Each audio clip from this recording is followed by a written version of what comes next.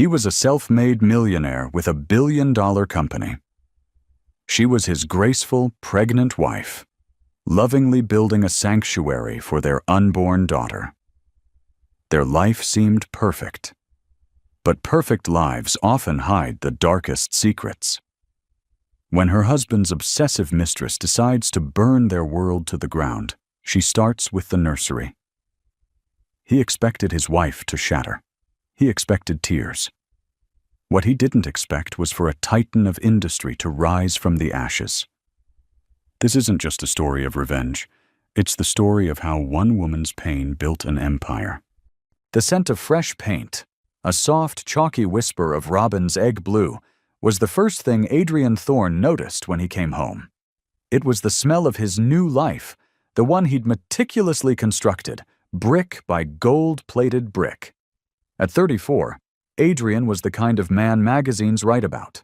His company, Thorne Dynamics, had revolutionized data security, earning him a fortune that was both staggering and, in his mind, thoroughly deserved. His penthouse, a glass-walled marvel overlooking Central Park, was a testament to that success. But none of it, not the Italian marble under his feet, nor the panoramic view of the city that bowed at his throne, compared to the source of that paint smell. He walked past the cavernous living room with its minimalist furniture and abstract art and headed down the hall. The door was slightly ajar. Peeking inside, he saw his wife, Serafina. Serafina Sinclair Hayes was, by any measure, his greatest acquisition and his most profound joy. With hair the color of warm honey and eyes that held the calm depth of a forest lake, she was grace personified. She was 7 months pregnant, carrying their first child, a daughter they had already named Clara. Her belly was a perfect taut globe under her simple white linen dress, and as she stood on a small stepladder, adding a final delicate leaf to a hand-painted tree on the wall, she looked like a goddess tending to a new world. This room was her masterpiece, the nursery. For 3 months, Serafina had poured every ounce of her being into it. She hadn't hired a designer, despite Adrian's insistence. "No, this is for me," she had said, her voice soft but firm. "This is for her. It needs to have my hands on it." And it did. The mural on the main wall was a whimsical forest scene, with the aforementioned tree as its centerpiece. Its branches, painted in shimmering silver, stretched towards the ceiling, where tiny, twinkling fiber-optic lights were embedded like stars. A custom-built crib of pale, polished birchwood sat in the center of the room, a plush, hand-knitted cashmere blanket draped over its side, a gift from Serafina's mother in Vermont. Floating shelves held a curated collection of classic children's books, their spines a rainbow of color. Everything was soft, safe, and filled with a palpable sense of love. Adrian leaned against the doorframe, a genuine, unguarded smile gracing his lips. This was real. His empire, his legacy, was taking root right here, in this room. "It's perfect, Sarah," he said, his voice startling her. She turned, a streak of silver paint on her cheek. Her smile when she saw him was radiant. "Aid, you're home early. Couldn't stay away." He walked in, his expensive suit suddenly feeling coarse and out of place in the room's gentle atmosphere. He gently took the paintbrush from her hand and helped her down from the ladder. "You should be resting." The doctor said to avoid stress, not to stop living," she countered, leaning into his embrace. She rested her head against his chest, her hand protectively cradling her stomach. "I'm fine. Clara is fine. She kicks every time I paint a new animal." Adrian kissed the top of her head, inhaling the scent of her hair mixed with the faint aroma of turpentine and paint. "She's got her mother's artistic flair." He looked around the room again, a sense of overwhelming pride swelling within him. "When my father was starting out, I slept in a drawer, a literal drawer. And look at this. Our daughter will sleep under the stars. She will have everything she needs," Serafina whispered, her focus on the love, not the luxury.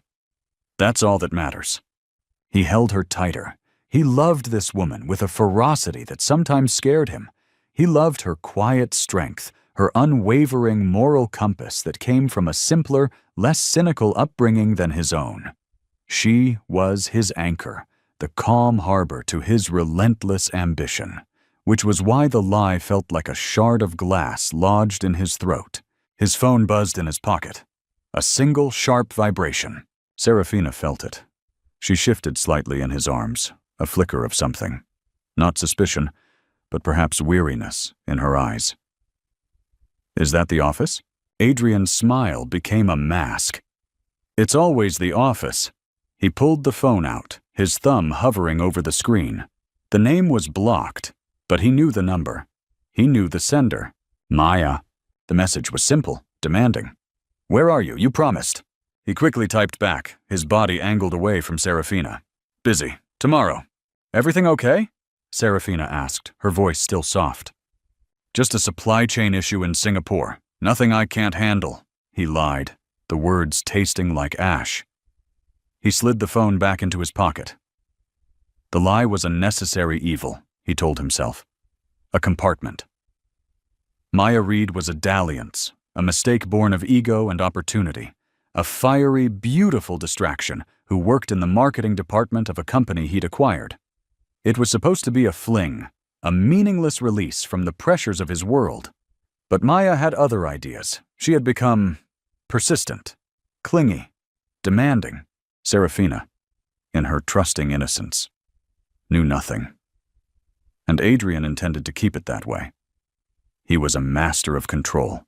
He controlled his company, his investments, his life. He could control this. He would end it with Maya soon. Once the baby was born, he'd be a family man, completely and utterly. The compartment would be sealed shut, forever. Forget the office, he said, forcing a bright tone. He turned Serafina to face him, framing her face with his hands. Tonight is about us. It's about this. He gestured to the beautiful room. Let me take you to dinner, per se. I'll make a call. Serafina hesitated. I don't know, Ade. I'm a little tired.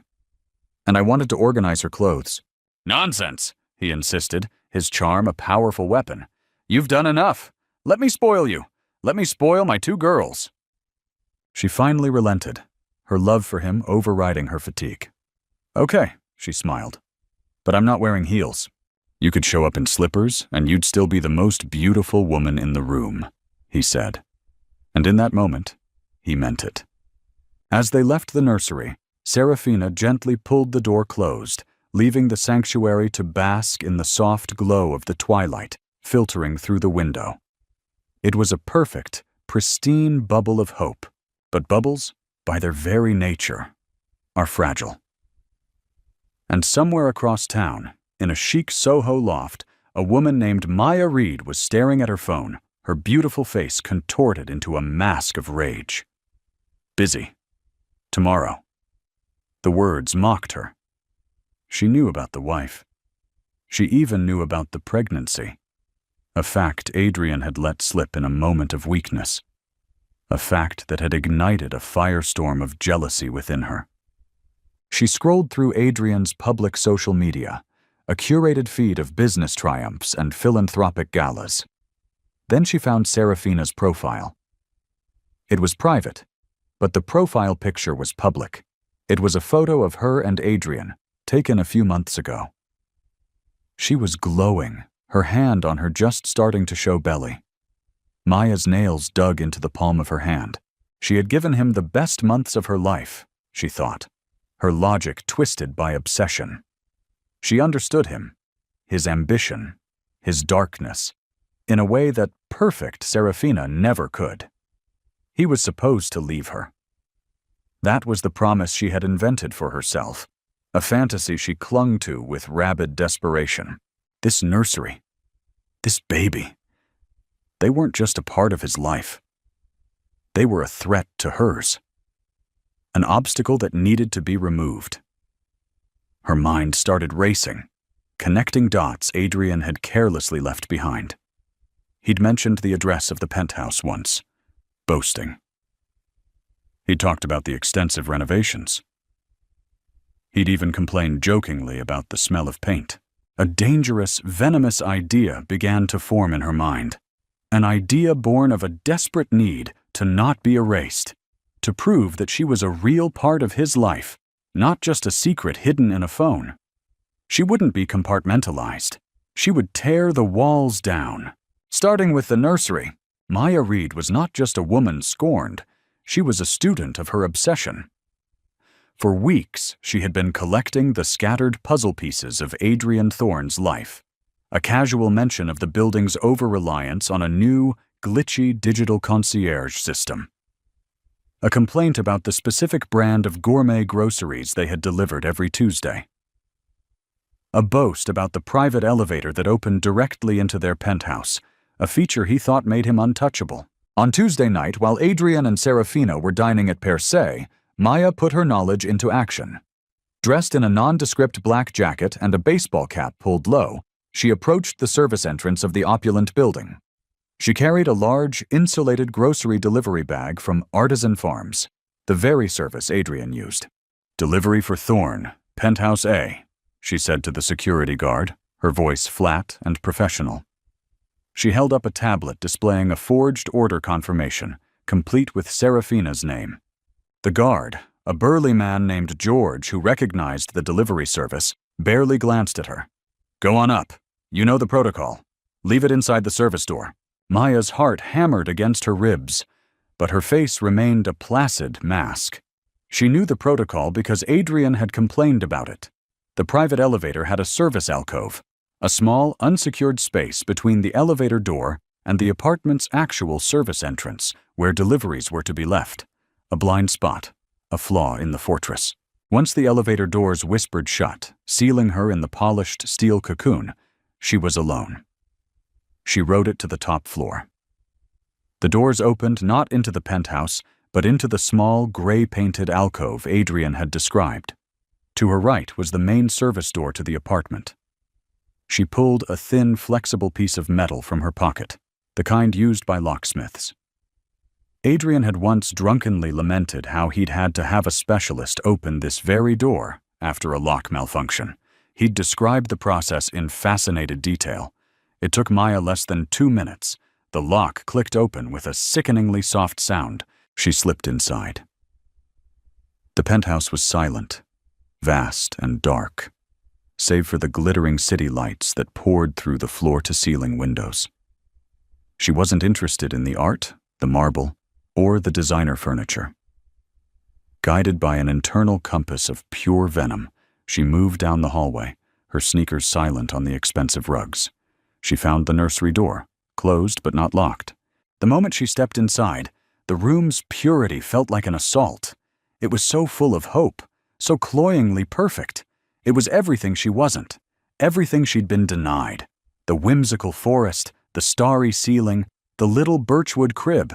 It was a monument to her replacement. A cold, methodical rage took over. She didn't scream or smash things wildly. Her destruction was precise, intimate, and cruel. From her bag, she pulled not groceries, but cans of spray paint. Black and a vicious blood red. The first slash of black paint went across the hand-painted mural. She drew a jagged, ugly line through the silver tree, obliterating the gentle animals nestled at its roots. Then she turned to the walls, her movements sharp and angry. The robin's egg blue was soon covered in scrawled, hateful words. Liar. Whore. Homewrecker. The irony was lost on her. She approached the crib. For a moment, she stared at the soft cashmere blanket. It was so innocent. She snatched it, threw it to the floor, and stomped on it with her dirty shoes. Then, with a grunt of effort, she tipped the crib over. It landed with a sharp crack, one of its delicate legs splintering. The sound was deeply satisfying. She tore the books from the shelves, ripping pages from their spines, scattering them like confetti. But her final act was the most deliberate. She took out a tube of her signature lipstick, a deep vampiric shade called Femme Fatale that Adrian had once said he loved. She walked to the one remaining clean space on the wall, right above where the crib had been, and drew a crude, mocking heart. Inside it, she wrote a single word. "Adrian?" Then, she uncapped a small bottle of perfume, also a favorite of his, and sprayed it liberally throughout the room, tainting the air with the scent of their affair. It was her mark, her claim. She was here. She was real. She slipped out as silently as she had entered, leaving the sanctuary a war zone. An hour later, Adrian and Serafina returned. The dinner had been a success. Adrian had been attentive, charming, and apologetic about his recent distraction. Serafina, feeling cherished, had allowed herself to relax completely. They walked out of the elevator into their apartment, arms linked, her head resting on his shoulder. "I'm so full," she laughed softly. "Clara is doing somersaults. I think she liked the truffle risotto." "She has expensive taste, just like her mother," Adrian said, kissing her temple. As they passed the hallway, Serafina noticed it first. The nursery door was ajar, and a strange, acrid smell, sharp chemicals and a cloying floral scent, leaked out. "What's that smell?" she asked, pulling away from him. A knot of unease tightened in her stomach. She walked towards the door, pushing it open. The scream that left her throat was not loud. It was a strangled, horrified gasp, all the air sucked from her lungs. She swayed, one hand flying to her mouth, the other clutching her belly as if to shield her unborn child from the sight. Adrian rushed to her side, his mind initially processing it as a fire or a break-in. "Sarah, what is it?" Then he saw it. The world tilted on its axis. The black and red graffiti. The overturned crib, broken like a wounded animal. The shredded books. The filth. It was a scene of such violation, such personal hatred, that it took his breath away. But it was the smell that hit him like a physical blow. That perfume. He knew that perfume. It was Maya's. "Oh my God!" he breathed, the blood draining from his face. Guilt, hot and suffocating, washed over him. This was his fault. He had brought this plague into his home. Serafina stumbled into the room, her bare feet crunching on the torn pages of what was once Goodnight Moon. She knelt, her hands shaking, and picked up the soiled, footprint-marked cashmere blanket her mother had knitted. A sob, raw and ragged, finally broke from her.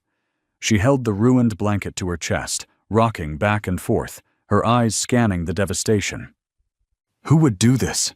she whispered, her voice trembling with disbelief. "Who could be so full of hate?" Adrian couldn't speak. His tongue was a lead weight in his mouth. He wanted to hold her, to comfort her. But he felt like a leper. His touch was poison.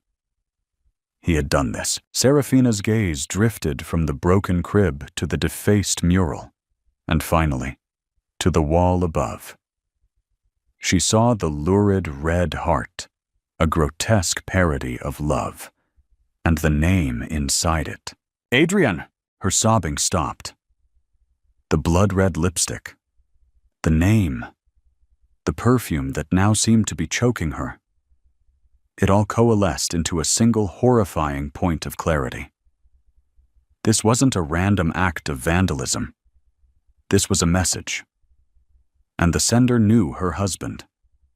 Intimately, she slowly got to her feet, the ruined blanket falling from her hands. She turned to look at Adrian, her beautiful Forest Lake eyes, which had always held such love and trust for him, were now frozen over. The warmth was gone, replaced by an Arctic chill that terrified him more than any scream or accusation could. "Adrian," she said, and her voice was unnervingly calm, stripped of all emotion. "Who is Maya?" The name hung in the air between them, more toxic than the spray paint fumes. Maya. It was a name Adrian had only ever uttered in hushed tones over the phone or whispered in a bed that was not his own. To hear it from Serafina's lips, in this desecrated space, was like hearing his own death sentence read aloud. "How do you know that name?" he stammered, the question itself an admission of guilt. His mind, usually so quick and decisive, was a maelstrom of panic. He could see the crumbling ruins of his perfect life, and he was standing right at the epicenter. Serafina didn't answer his question.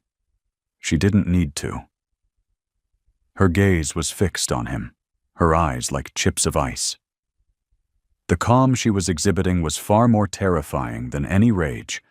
It was the calm of a surgeon before the first incision, precise and devoid of emotion. "She works for you, doesn't she?" Serafina stated, not asked. "At one of the companies you acquired. Reed. Maya Reed. Marketing." Adrian stared at her, dumbfounded. How? When a woman is 7 months pregnant and her husband starts working late 5 nights a week, when he starts guarding his phone like it's the crown jewels, she doesn't just sit and knit booties, Adrian, Serafina said, her voice still unnervingly level. "She pays attention. I saw the emails on your laptop a month ago. I saw the hotel receipts you thought you'd buried in your expense reports. I saw the name." She took a step towards him, her hand still protectively on her belly. "I told myself it was nothing. A flirtation? A stupid, egotistical mistake that you would end. I gave you the benefit of the doubt because I loved you. Because I believed in the man I married. I thought you would never, ever let it touch our home. Let it touch her." Her voice finally cracked on the last word, a single fissure in her icy composure. The dam of Adrian's denial broke.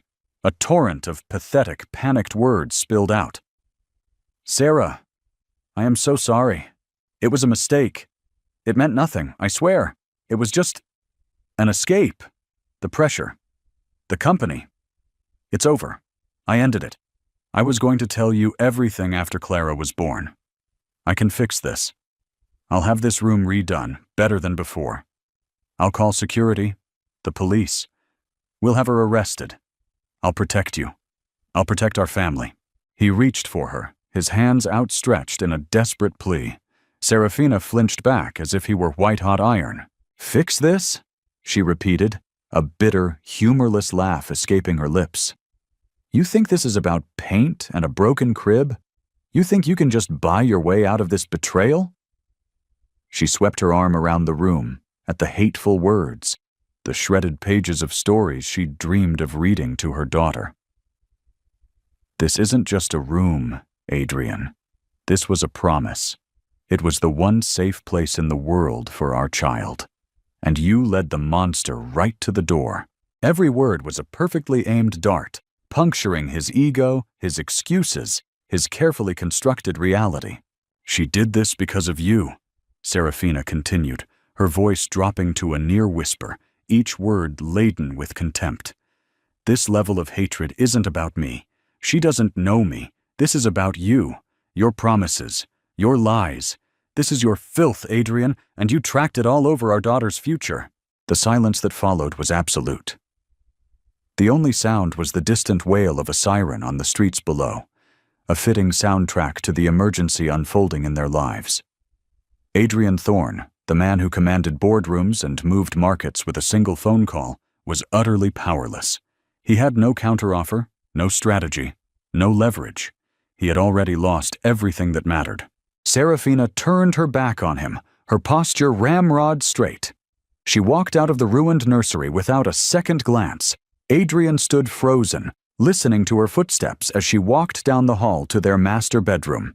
He heard the quiet, efficient sounds of a suitcase being opened, of drawers sliding, of hangers being removed from the closet. He finally stumbled after her, his legs feeling like lead. He found her in their walk-in closet, a space larger than most New York apartments.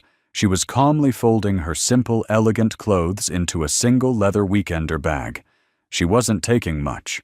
"Sarah, please," he begged, his voice cracking. "Don't do this. We can go to a hotel. We can go to the Hamptons. Just don't leave. We can talk about this. We can see a therapist." She zipped the bag shut with a final, definitive sound. She turned to face him, her car keys in her hand. "There is nothing to talk about. You made your choice. The woman I was. The one who would have cried and screamed and maybe eventually forgiven you. She died in that nursery tonight. You are looking at who is left. Where will you go? He asked, a new wave of panic hitting him. To your mother's? A flicker of something that might have been pity crossed her face. No, I would never burden my mother with your failure.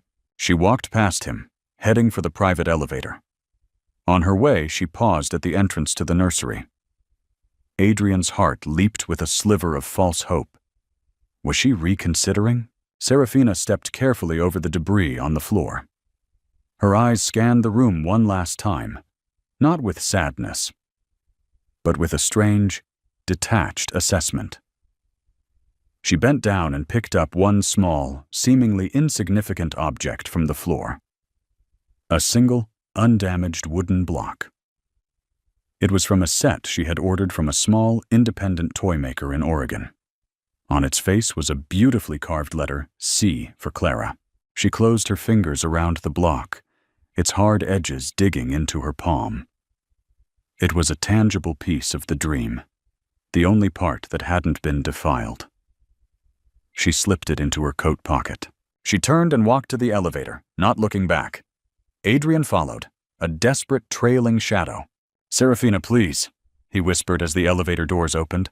I love you. She finally looked at him, her eyes clear and cold as glass. No, Adrian. You loved the idea of me. You loved what I represented. A perfect wife, a perfect family, another asset in your portfolio. But you don't get to have it all. Not anymore. The elevator doors slid shut, leaving Adrian alone in the silent, cavernous penthouse that now felt like a tomb. The lingering scent of Maya's perfume was his only companion. Serafina did not drive to a hotel. She did not drive to a friend's apartment. She drove for 2 hours, heading north out of the city. The rhythmic thump of the tires on the pavement a soothing mantra. She was operating on pure, unadulterated adrenaline. The grief was there, a vast black ocean beneath the surface, but she refused to let it pull her under. Not yet. First, there was work to do. She pulled into the parking lot of a sterile, anonymous airport hotel. She checked in under her maiden name, Sinclair, paying with a credit card Adrian knew nothing about, one linked to a private account she'd maintained since before they were married. Inside the quiet room, she sat on the edge of the bed and finally pulled the wooden C block from her pocket. She stared at it, her thumb tracing the smooth, carved letter. This was all that was left of the sanctuary, but she wasn't going to mourn it. She was going to rebuild it. She pulled out her phone and opened a web browser. She bypassed the news sites and social media, going directly to a business listings page she had bookmarked weeks ago. Her fingers, steady and sure, typed in a search. A listing appeared on the screen. It was for a small, charming children's boutique in a wealthy suburb not far from the city. It was called The Gilded Stork. It sold high-end baby furniture, organic clothing, and unique handcrafted toys, including the very block set she now held in her hand. The listing mentioned the owners were retiring and looking for a quick, uncomplicated sale. Serafina stared at the picture of the shop's front window, with its warm, inviting glow. An idea, born not of revenge, but of reclamation, had been quietly forming in her mind for the past hour. If her sanctuary had been destroyed, she would not just rebuild it. She would buy the source. She would create a fortress of her own. Her finger hovered over the phone number for the commercial real estate agent listed. The rage and the pain were still there.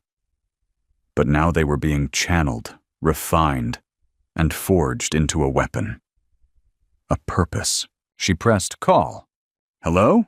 she said, her voice clear and strong. "My name is Serafina Sinclair. I'm calling about the listing for the Gilded Stork. I'd like to make an offer." While Serafina was laying the first brick of her new life, Adrian was drowning in the wreckage of his old one. The penthouse, once a symbol of his dominion, had become his prison. The scent of Maya's perfume clung to the air like a ghost, a constant cloying reminder of his catastrophic failure. His first instinct was to deploy his usual arsenal: money and power.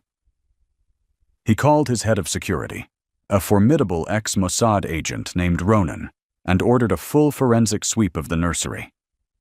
"Find out who did this, and find out now," he snarled, conveniently omitting his own certainty about the culprit. He then called his legal team, instructing them to find Serafina, to track her credit cards, to do whatever it took. He needed to get to her, to explain, to manage the situation. But for the first time, his power was useless. Serafina had vanished. Her cards were inactive. Her phone went straight to a disconnected message. She had severed herself from his grid. The realization that she had the foresight and the means to do so was a fresh, chilling shock. His next call was the one he dreaded most. He summoned Maya to his office, a sterile glass and steel box high above Manhattan. She arrived not with remorse, but with a triumphant, possessive gleam in her eyes. "I knew you'd call," she said, gliding towards his desk as if she belonged there. "She's gone, isn't she? I told you she was weak. Now we can finally be together, Adrian. The way it was, always meant to be." Adrian stared at her, and for the first time, he saw her not as a seductive escape, but as she truly was. A volatile, delusional arsonist who had just burned his entire world to the ground. "Get out," he said, his voice low and shaking with a rage so profound it felt like it could split him in two. Maya's smile faltered. "What? Adrian, I did this for us." "There is no us," he spat, rising from his chair. "There is a restraining order, which my lawyers are filing as we speak. You will not come within 500 feet of me, my wife, or any of my properties. If you do, you will be arrested. Your employment is terminated. Your access to this building is revoked. You are nothing to me." The color drained from her face, replaced by a mask of disbelief, then fury. "You can't do this, after everything. You love me, Adrian, you said—" "I said a lot of things," he roared, slamming his hands on the desk. "It was a lie, a game, and you took it and you destroyed my family. You are a cancer, and I am cutting you out. Now get out of my sight before I have security drag you out." Maya stared at him, her chest heaving. The love in her eyes curdled into pure, unadulterated hatred. "You will regret this, Adrian Thorne," she hissed. "You think you can just throw me away? You have no idea what I'm capable of." She stormed out, leaving a vibrating silence in her wake. Adrian collapsed into his chair, the adrenaline leaving him hollow. He had put out one fire, but he knew, with a sickening certainty, that the embers were still glowing. 2 days later, Serafina Sinclair stood on the charming cobblestone sidewalk of Greenwich, Connecticut. She was meeting with the real estate agent, a pleasant woman named Brenda. The Gilded Stork was even more perfect in person. It had large bay windows, a cheerful blue awning, and an air of established, quiet luxury. "The owners are very motivated," Brenda said, unlocking the front door. "They've had a few offers, but they're looking for someone who will, as they say, cherish the business." Serafina stepped inside. The store smelled of lavender potpourri and new cotton. It was filled with beautiful things, tiny cashmere sweaters, hand-carved wooden animals, and elegant bassinets that looked like they belonged in a fairy tale. It was a sanctuary, whole and untouched. "I'll take it," Serafina said, her voice firm. Brenda blinked. "Well, that's wonderful. We can draw up an offer. I'd suggest starting at—" "I'm not making an offer," Serafina interrupted gently. "I am meeting their asking price, in full, all cash. I can have the funds transferred from my trust by the end of the day. My only condition is that we close by the end of the week." Brenda's jaw went slack. In her 20 years in real estate, she had never seen a deal move this fast. She was looking at a woman who was not just buying a store, she was seizing a future. The account Serafina referred to was her own.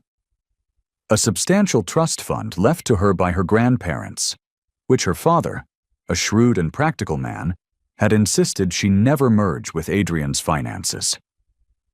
"Always have your own lifeboat," he'd told her. Adrian had known about it, of course, but had dismissed it as pocket money.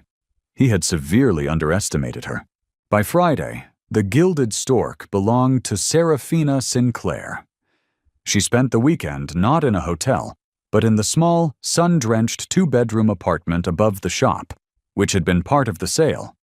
It was simple, with hardwood floors and cozy window nook seats. After the cold, cavernous emptiness of the penthouse, it felt like a real home. She unpacked her single bag, placing the wooden C block on the mantelpiece.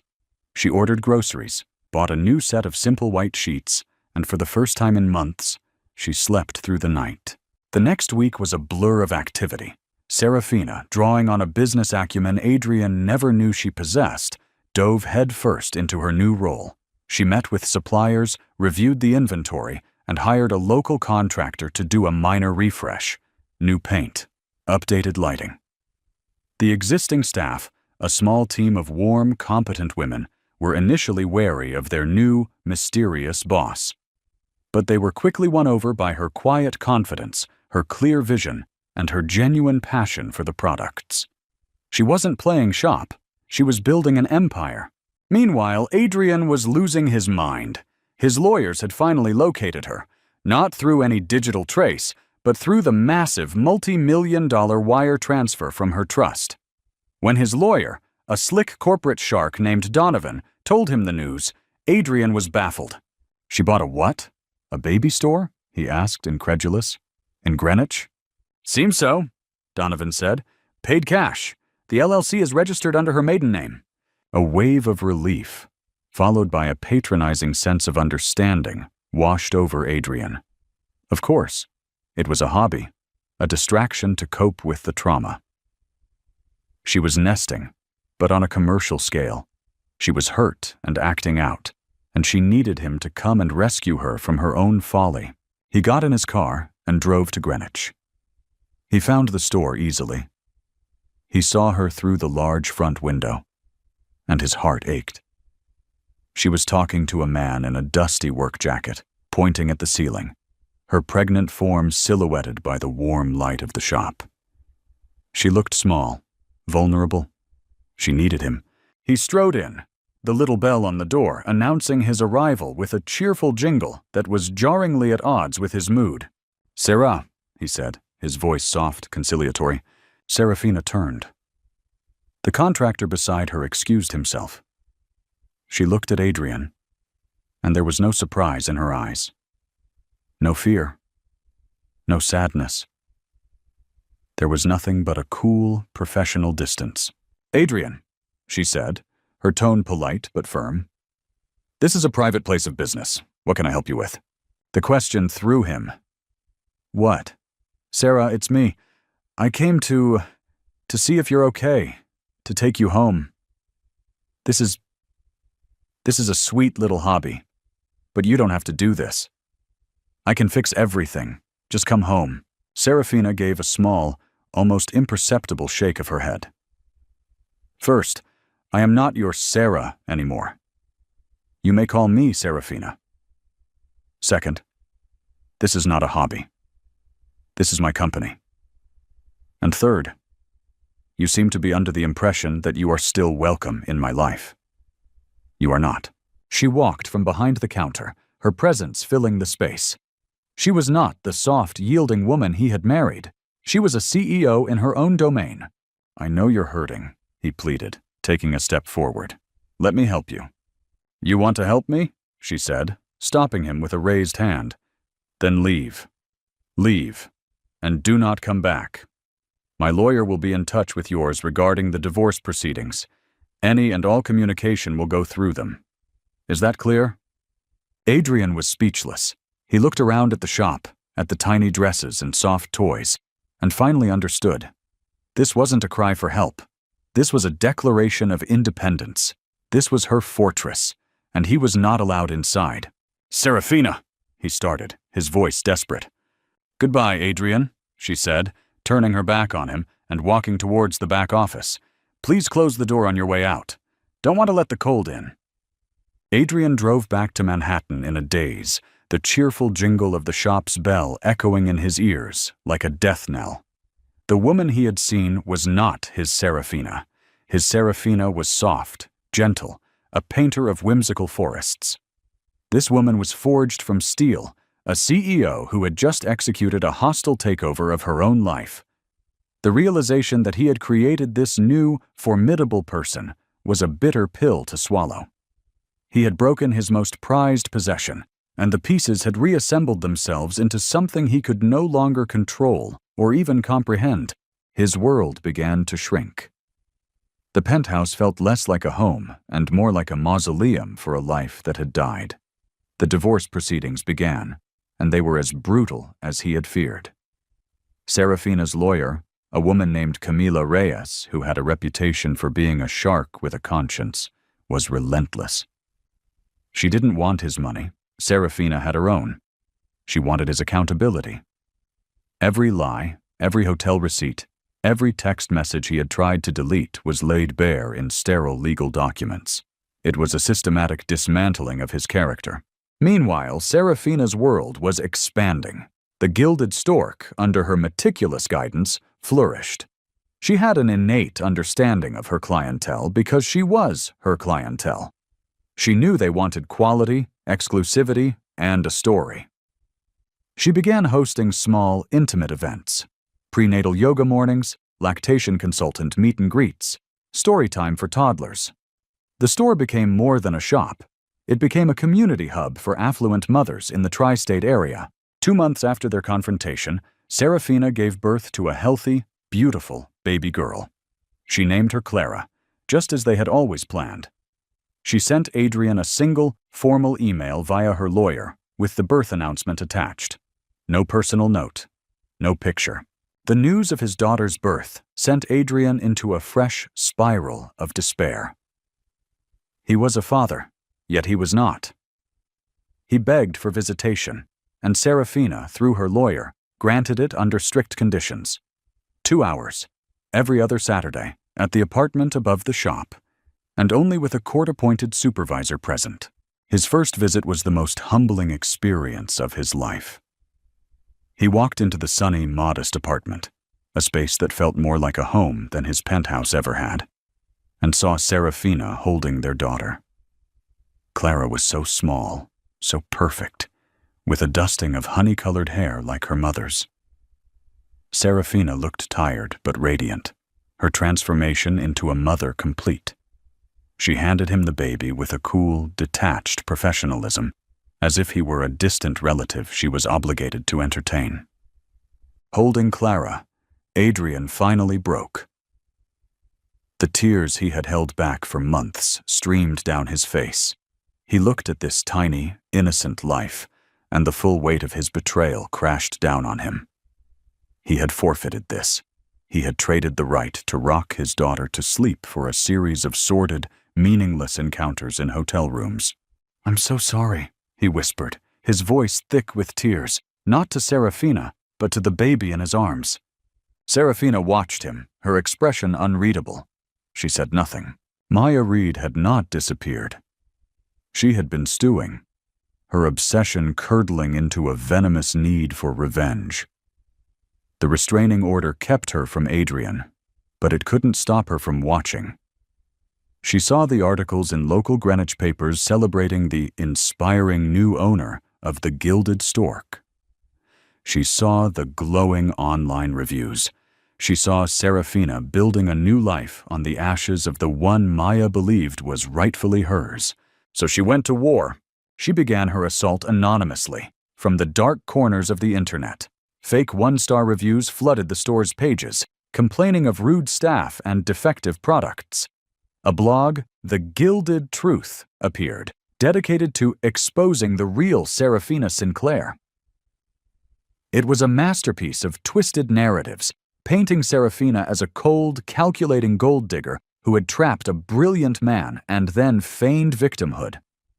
When that didn't seem to be enough, Maya escalated. She drove to Greenwich, parking across the street from the store. She would watch for hours, her heart pounding with a mixture of hatred and longing. She started taking pictures of the women coming and going from the shop. Pregnant women, mothers with their babies, and posting them on her blog with captions like, "Another victim of Serafina Sinclair's web of lies." The campaign began to have its intended effect. A chill settled over the store. Customers would mention the nasty blog posts. Sales, for the first time, dipped. Serafina's staff grew anxious, constantly looking over their shoulders. The sanctuary was under siege. Serafina knew this wasn't random. This was personal. She hired a private investigator, the same one who had helped her lawyer find evidence for the divorce, who confirmed her suspicions within a day. The digital trail, though cleverly masked, led directly back to Maya Reed. Serafina's first instinct was fear, not for herself, but for Clara. Maya was unhinged, unpredictable. But as she sat in her apartment late one night, rocking her sleeping daughter, the fear hardened into resolve. She would not be intimidated. She would not let this woman poison her new life. She had built this fortress, and she would defend it. She called her PR agent. "I want to do an interview," she said, her voice steady. "A big one. And I want to host an event. A grand relaunch. We're going to turn this into a fundraiser for a charity that supports single mothers." She was going to take Maya's darkness and drag it into the light. Adrian, isolated in his penthouse, saw the attacks online. He read the vile blog posts, his stomach churning. He recognized Maya's obsessive, destructive fingerprints all over it. This was his fault. He had unleashed this monster, and now it was hunting his family. The restraining order was a piece of paper. It couldn't stop a phantom on the internet. A primal, protective instinct he hadn't felt in months surged through him. He had failed as a husband, but he would not fail as a father. He had to stop her. Not with lawyers or security, but personally. He knew her weaknesses, her triggers, her desperate need for his attention. It was a dangerous game, but he was the only one who could play it. He picked up his phone and, for the first time in months, dialed Maya's number. He was breaking the terms of his own restraining order. But he didn't care. She answered on the first ring. "Adrian," she breathed, her voice a mixture of shock and triumph. "It's over, Maya," he said, his voice cold as ice. "Meet me tomorrow. We're ending this, once and for all." Adrian chose the meeting place with tactical precision. A windswept, deserted pier in Red Hook, Brooklyn, overlooking the gray, choppy waters of the bay. It was a place of transience, where things arrived and departed, a fitting backdrop for the final severing of a tie. He stood at the edge, the wind whipping at his expensive coat, feeling nothing of the cold. When Maya's car pulled up, he didn't turn. He watched her reflection approach in the dark water. She came to a stop a few feet away from him, her face a mixture of hope and defiance. "You came alone," she said, a hint of her old seductive purr in her voice. "I knew you would." "There's no you and me, Maya," Adrian said, finally turning to face her. His eyes were devoid of any warmth. This was not the man who had whispered secrets to her in the dark. This was the CEO of Thorn Dynamics, a man known for his brutal efficiency. "This is a transaction. I am here to buy your silence." He gestured to his lawyer, Donovan, who had been waiting discreetly in a nearby car. Donovan approached and handed Maya a thick leather-bound folder. "What is this?" she asked, her voice trembling slightly. "That is a settlement agreement," Adrian explained, his tone flat. "Inside, you will find a cashier's check for $5 million. In return, you will sign a non-disclosure agreement so comprehensive that you will be legally forbidden from ever writing, speaking, or even hinting at my name or my family's name again. You will delete the blog. You will delete every fake review. You will erase every trace of your pathetic little war. You will take the money, and you will disappear." Maya stared at him, her face contorting in disbelief. Then rage. She laughed, a sharp, ugly sound that was snatched by the wind. $5 million? You think you can buy me off? You think my pain, what you did to me, is worth $5 million? I think it's $5 million more than it's worth, Adrian countered coldly. But it's the price I'm willing to pay to have you expunged from my life. I don't want your money, she shrieked, her composure shattering. I want you. I want the life you promised me, and if I can't have it, I'll make damn sure no one can. She pulled her phone from her pocket, her thumb hovering over the screen. "I have recordings, Adrian. Hours of them. You, telling me you loved me. You, complaining about Serafina. You, talking about your business deals in ways the SEC would find very interesting. I will send this to every reporter in New York. I will burn you to the ground." Adrian didn't flinch. A flicker of something that looked like pity crossed his face. "I know," he said quietly. "I assumed you would have something like that. It's why I came prepared." He gave a slight nod. From the shadows of the pier, another figure emerged. It was Ronan, his head of security. He wasn't carrying a folder. He was carrying a single manila envelope. He handed it to Maya. "What is this?" she whispered, a real tremor of fear in her voice now.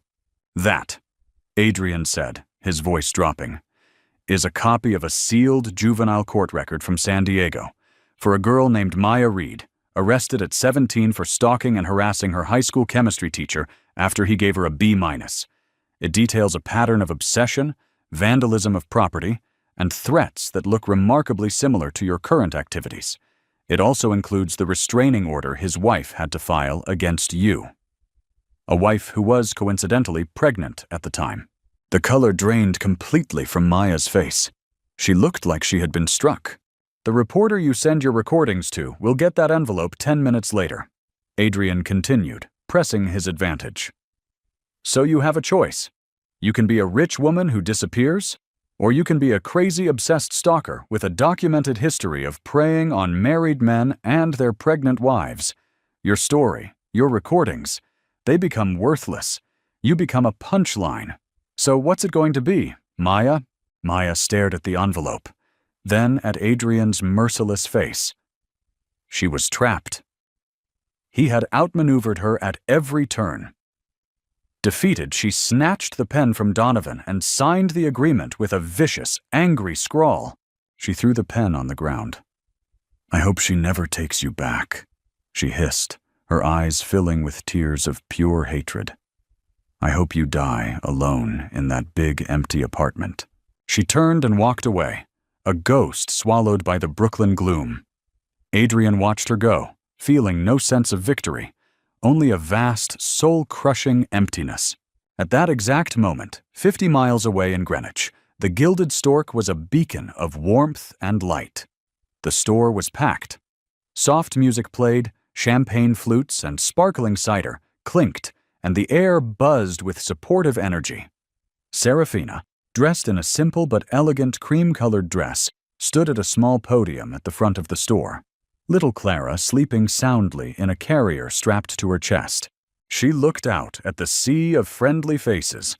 Journalists from parenting magazines, influential bloggers, loyal customers, and took a deep breath. "Thank you all for coming," she began, her voice clear and steady. "When I bought this store, I wanted to create more than just a place to buy beautiful things. I wanted to create a sanctuary.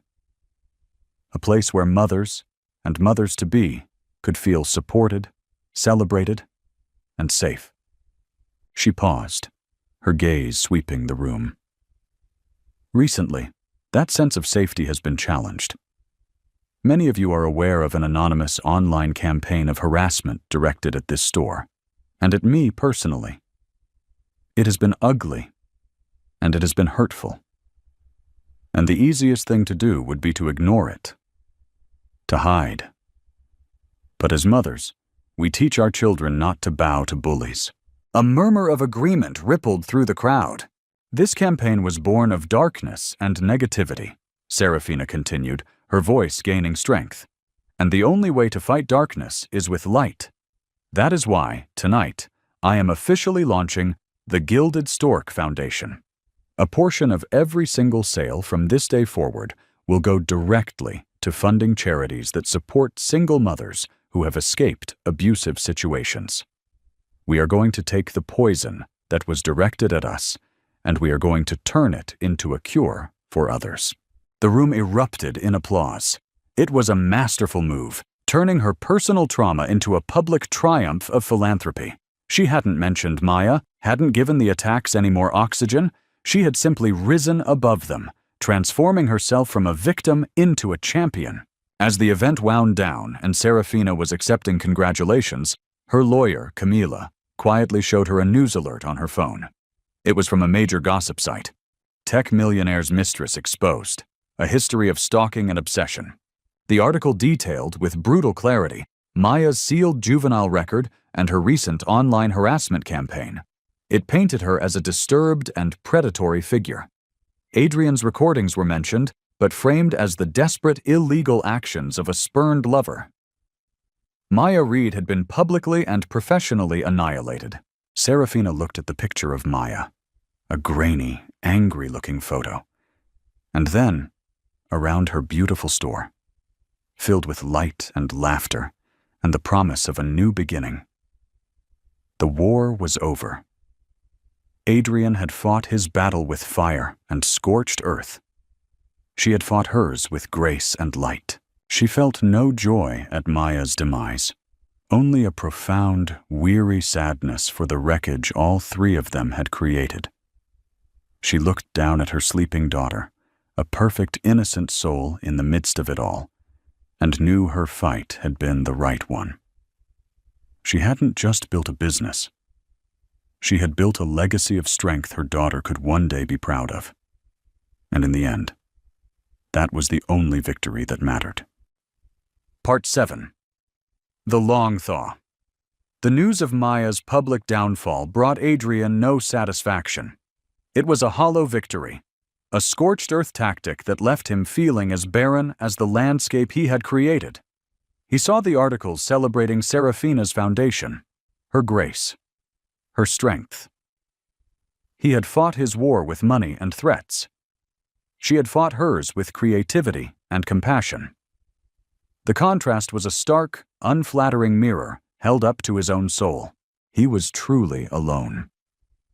The penthouse, once his castle, was now just a vast, empty space that echoed with his failures. He understood now that he couldn't buy his way back into Serafina's life. He couldn't force forgiveness or manage his way out of the emotional wreckage. The only path forward was through penance, a long, quiet road with no guaranteed destination. His atonement began with 2 hours every other Saturday. He arrived for his supervised visits with Clara on time, every time. He came alone, without lawyers or assistants. He left his ego and his phone in the car. In the sun-filled apartment above the shop, under the watchful eye of the court-appointed supervisor, a kind, no-nonsense woman named Mrs. Finch, he learned to be a father. At first, he was clumsy, all sharp angles and hesitant movements. He, a man who could command a boardroom of sharks, was terrified of holding his own tiny daughter. But he persisted. He learned the specific way Clara liked to be burped. He learned to distinguish her tired cry from her hungry one. He discovered that she had a fascination with his signet ring, her tiny fingers batting at the gold. He would spend the entire 2 hours on the floor with her, building towers of soft blocks, making funny faces, and singing horribly off-key nursery rhymes. He never asked about Serafina. He never complained about the supervision. He never tried to push the boundaries. His focus was solely on the little girl in front of him. And Mrs. Finch, in her weekly reports to Serafina's lawyer, noted this. Mr. Thorne is patient and fully engaged with the child, she wrote. His focus is 100% on Clara's well-being during their time together. Serafina read these reports with a detached curiosity that slowly, over months, softened into something else. She was thriving. The Gilded Stork was a phenomenal success, with plans to open a second location in the Hamptons. Her foundation had already helped dozens of women. She was a respected business owner, a philanthropist, a symbol of resilience. She didn't need Adrian, but on Saturday afternoons, she would sometimes find herself lingering in the stockroom, listening to the sounds filtering down from the apartment above.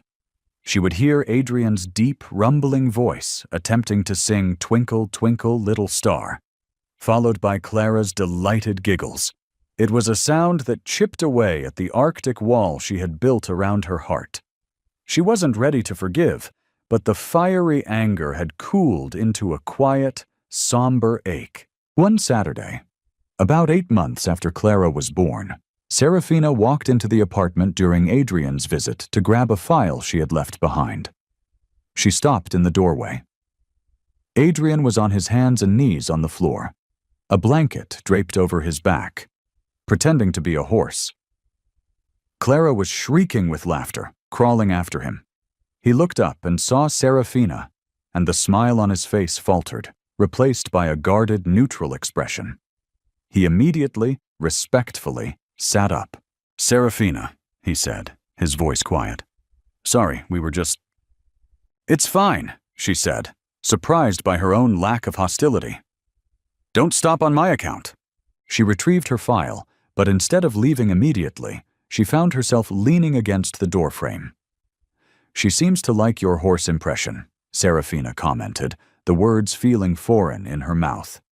It was the first civil, non-logistical sentence she had spoken to him in nearly a year.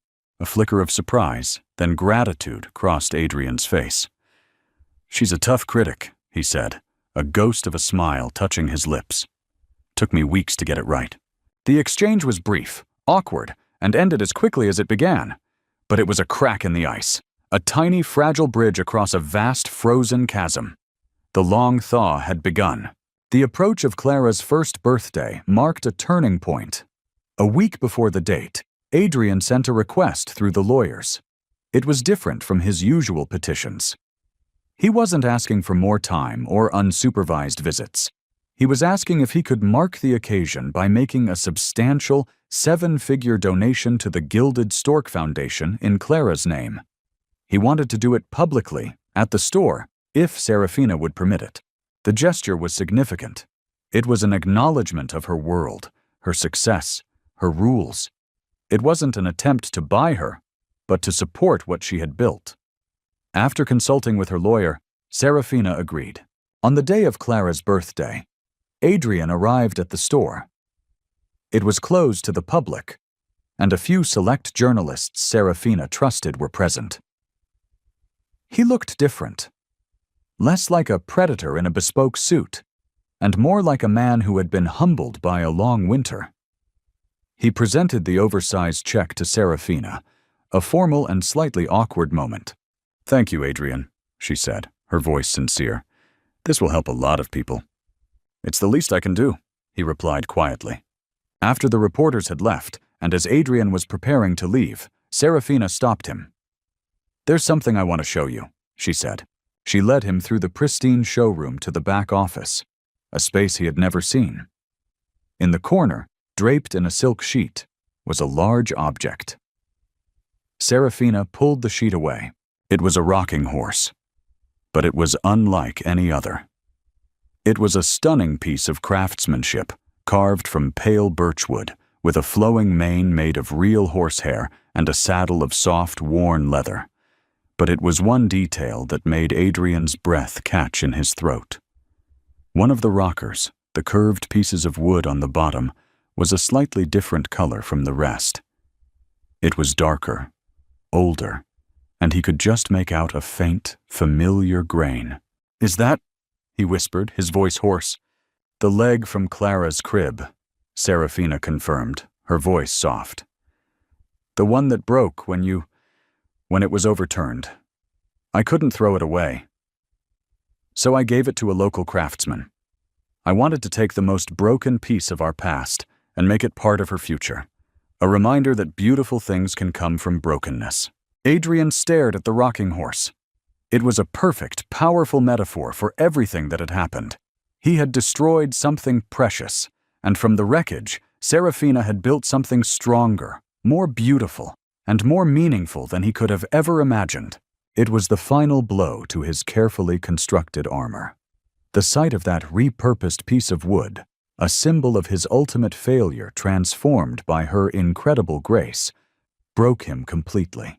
A sob, deep and ragged, tore from his chest. The carefully controlled composure he had maintained for a year shattered into 1,000,000 pieces. he sank into a nearby chair, burying his face in his hands, and wept.